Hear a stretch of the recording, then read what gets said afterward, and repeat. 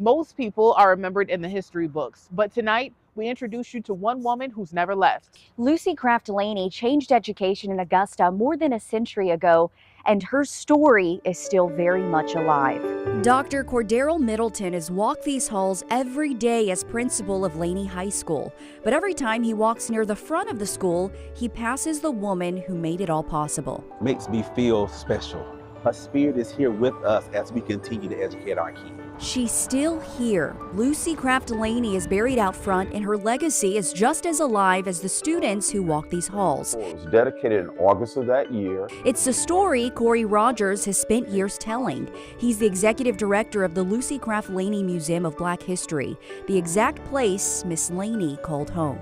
But this history that we tell, that we've been telling for the past 35 years, is for all Augustans to appreciate, to celebrate, and to acknowledge. Born in Macon, Georgia in 1854, Laney's father had already purchased freedom for himself and his wife.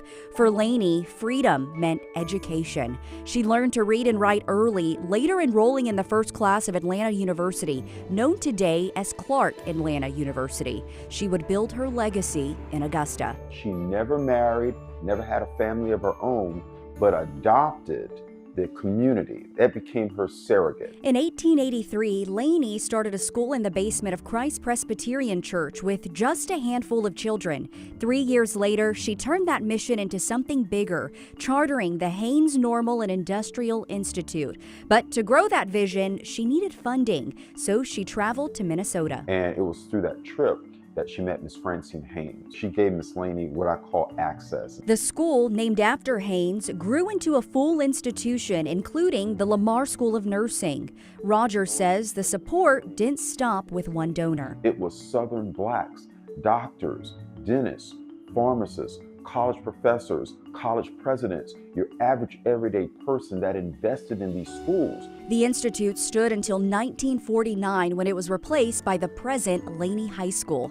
Today, Miss Laney's name reaches even further. In Minneapolis, an elementary school, and here in Augusta, a high school, built on the very ground where it all began.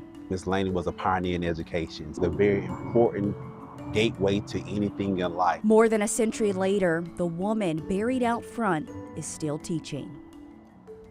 Millions watch the Masters every April, but who kept those greens perfect? Who carried the bags? Coming up, a monument telling their story for all to see.